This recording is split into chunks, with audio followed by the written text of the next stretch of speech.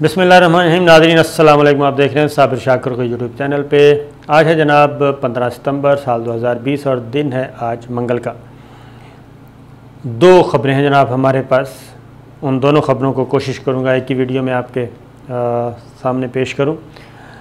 Number 1, आज 15 सितंबर है और वो ख़बर सुन लीजिए। वो दिन आ गया कि जनाब जिस दिन का इंतज़ार था, और वो है जनाब इज़राइल को तस्लीम करने का दिन। अब इज़राइल को क्या यूएई और बहरीन ये दोनों आज जनाब तस्लीम कर रहे हैं, और ये तकरीब जो है वो वाशिंगटन वाइट हाउस में होगी। और इस तकरीब में शिरकत करेंगे जनाब इज़राइल के वज़ीर आज़म नेतन्याहू और यूएई के वज़ीर ख़ारजा और जनाब बहरीन के वज़ीर ख़ारजा, और यूएई के क्राउन प्रिंस जो हैं मोहम्मद बिन ज़ैद, उनकी भी शमूलियत मुतवक्के है। ये आज दस्तखत हो जाएंगे और इसमें ख़ास तौर पे इस तकरीब में 1000 लोगों को जी इनवाइट किया गया है। और इसको प्रेसिडेंट ट्रंप को ये डील ब्रेकर कहा जा रहा है कि ये डील करवाने में और इस मुआहदा करवाने में, एग्रीमेंट करवाने में जो एक अहम किरदार अदा किया वो प्रेसिडेंट ट्रंप ने किया और उनके दामाद कुशनर ने किया। अब ये जो हैं मुअज़्ज़ज़ मेहमानान पहुंच चुके हैं अमेरिका में, और वहाँ पे ये तकरीब होगी। और यूएई पहला मुल्क होगा जनाब, मिस्र और उर्दन के बाद यूएई तीसरा मुल्क है जो इज़राइल को तस्लीम करेगा, और फिर बहरीन इसके साथ करेगा। ये 2 और मुल्क इज़राइल को आज तस्लीम कर लेंगे और इनके सफारती ताल्लुक़ात शुरू हो जाएंगे। और इसके साथ साथ अम्मान जो हैं उसने जनाब इन मुआहदों का खैर मकदम किया है, और तुर्की और ईरान की तरफ से इन मुआहदों की शदीद तरीन मज़म्मत की गई है। ईरान की तरफ से भी और तुर्की की तरफ से भी 2 अभी तक मुसलमान मुल्क हैं जिन्होंने खुलकर इन मुआहदों की सख्त मज़म्मत की है, जबकि अम्मान की तरफ से इसको खैर मकदम किया गया है। और सऊदी अरब और पाकिस्तान ये सारे मुल्क अभी तक खामोश हैं। और कल देखते हैं जनाब तकरीब हो जाए तो उसके बाद पाकिस्तान का इस बारे में रद्द अमल क्या है, लेकिन ज़्यादा चांसेस ये हैं कि पाकिस्तान इस एग्रीमेंट की मज़म्मत नहीं करेगा। अलबत्ता पाकिस्तान अपने पुराने मौक़िफ़ को दोहराएगा कि जनाब फ़लस्तीन की आज़ाद रियासत का क़याम, उसके बग़ैर किसी किस्म का मुआहदा, किसी किस्म का पीस एग्रीमेंट वो बारावर साबित नहीं होगा, फ्रूटफुल साबित नहीं होगा। तो ये होगा पाकिस्तान की तरफ से।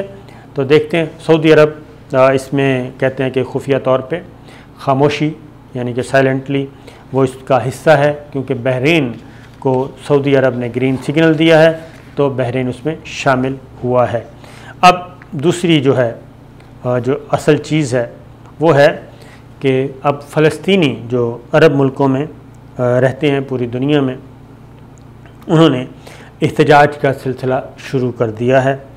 और इस सिलसिले में खलीजी रियासतों में ख़ास तौर पे जो हैं जहाँ जहाँ भी फ़लस्तीनी रहते हैं ना, फ़लस्तीन लिबरेशन ऑर्गेनाइजेशन PLO जिसे कहते हैं, उन्होंने भी एक बयान में भी कहा है कि जनाब इसकी हम मज़म्मत करते हैं, बल्कि उन्होंने कहा है कि 1967 से पहले वाला स्टेटस बहाल किया जाए, उसके बग़ैर अगर कोई किया जाएगा तो ये दुरुस्त नहीं होगा। इसी तरीके से बहरीन में भी और दीगर मुल्कों में भी जो हैं वो एहतजाज का सिलसिला शुरू हो गया है। तो शायद इसीलिए सऊदी अरब और दीगर ममालिक जो हैं वो नहीं आए इस मसले में अभी तक आगे, क्योंकि वो देखेंगे कि जनाब कितना रिएक्शन होता है। अब दूसरी ख़बर है। दूसरी ख़बर जो है वो बड़ी इम्पॉर्टेंट है, और वो ख़बर हमने आपको बताया था कि चीन जो है वो लद्दाख का फ़ातह करार पा चुका है, और इंडिया जो मैदान में हारा, वो टेबल पे भी वो जंग हार चुका, और वो उसने जंग हारी मॉस्को में, रूस के दारुल हुकूमत मॉस्को में। और उसमें ज़ाहिर है जब उसने देख लिया इंडिया ने, इंडियन आर्मी ने, इंडियन इस्टेब्लिशमेंट ने कि हम चाइना से जीत नहीं सकते, चाइना से लड़ नहीं सकते, तो ऐसी सूरत में बजाय इसके कि चाइना 1000 मुरब्बा किलोमीटर का इलाके पे कब्ज़ा कर चुका, मज़ीद वो पेशकदमी कर रहा है और हम उसे रोकने की पोजीशन में नहीं, राफेल हमारे काम नहीं आ रहे, जो कुछ भी उन्होंने करना था वो काम नहीं आ रहा। अब मैंने आपको बताया था कि एक सीक्रेट डील हुई है इंडिया और चाइना के दरमियान, और गारंटर है उसका रूस उसका ज़ामिन था। और वो सीक्रेट डील के एक ही पॉइंट था, और वो पॉइंट था कि जनाब इंडिया जो है वो अमेरिकी ब्लॉक में नहीं जाएगा और गो स्लो की पॉलिसी इख्तियार करेगा, चीन के मफादात के ख़िलाफ़ इंडिया की सरज़मीन इस्तेमाल नहीं होगी, और ये चीज़ें यकीन दहानियाँ करवाई गई।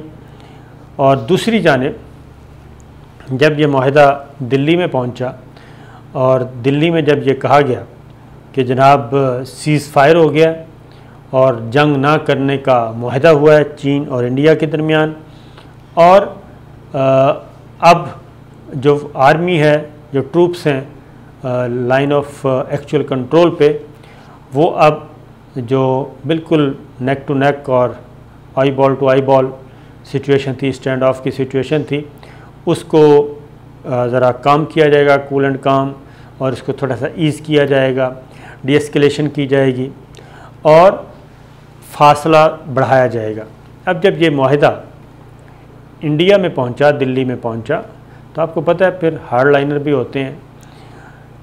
तो वही बात जो हमने कही थी वो यही थी कि जनाब जहाँ पे चाइना जो है वो तो ऑलरेडी 25, 30, 40 किलोमीटर आगे तक जा चुका है। जो इंडिया के मार्च अप्रैल में जो इलाका इंडिया के पास था वो चाइना का है, और वो 40 किलोमीटर तक अंदर जा चुका है।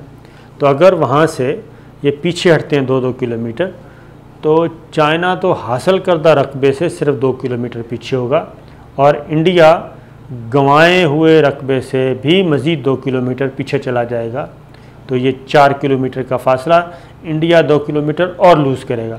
यही चीज़ अब दिल्ली में जब पहुंची है तो वहाँ के जो हार्ड लाइनर है उन्होंने शोर मचा दिया, और अब बीजेपी के भी रहनुमा और कांग्रेस के रहनुमा उन्होंने ये ऐलान कर दिया है कि जनाब इंडिया जो है, वज़ीर ख़ारजा जो इंडिया जयशंकर, वो सरेंडर करके आए हैं मॉस्को में, और ये बहुत बड़ा सरेंडर है कि आप 1000 मुरब्बा किलोमीटर का रकबा सरेंडर कर दें, जो कि कुछ अर्सा पहले इंडिया के पास था, अब वो चाइना के पास है। अब वहाँ पे फिर मसला फिर ख़राब हो गया जनाब, और इसीलिए चाइना ने अपना पूरा बंदोबस्त किया हुआ है। 150 लड़ाका तैयारे, एंटी टैंक जो हैं मिसाइल्स वो पहुंचाए हुए हैं, जो क्या कहना चाहिए टैंकों को तबाह करते हैं।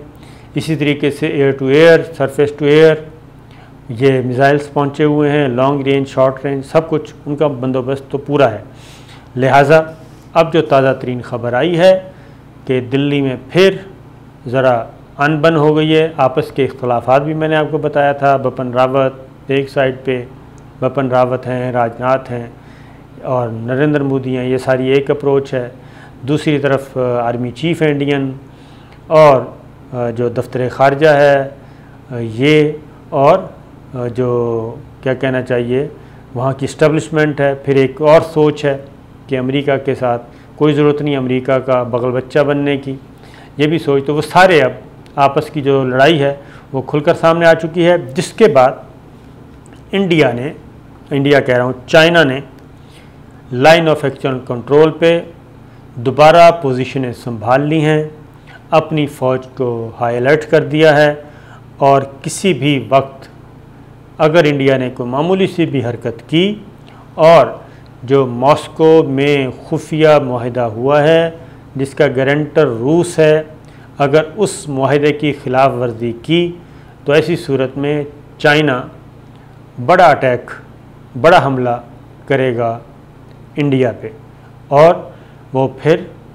मज़ीद इलाका हासिल करने की कोशिश करेगा, जैसा कि उसने कहा था।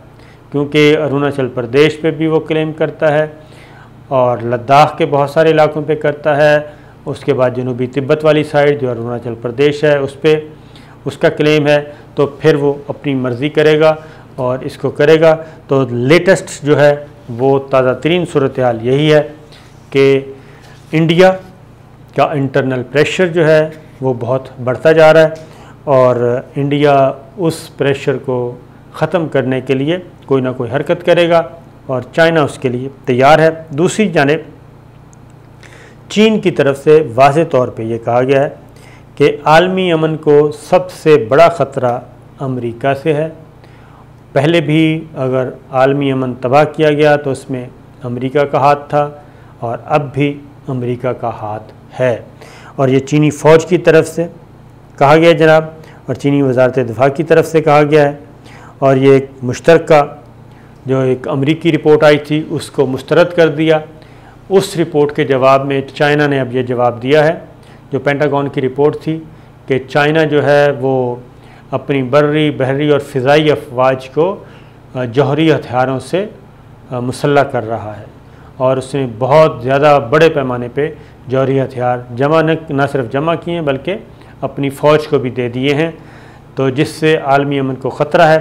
लेकिन चाइना ने वाज़े तौर पर चाइना की वज़ारत दिफ़ा चीनी फ़ौज ने ये इल्ज़ाम मुस्तरद भी कर दिया है और उन्होंने कहा है कि अमेरिका जो है वो ये सारे बदअमनी का ज़िम्मेदार है और उसको अब कहीं और खून की तलाश है। लेकिन चाइना हर मैदान में डट कर मुकाबला करेगा।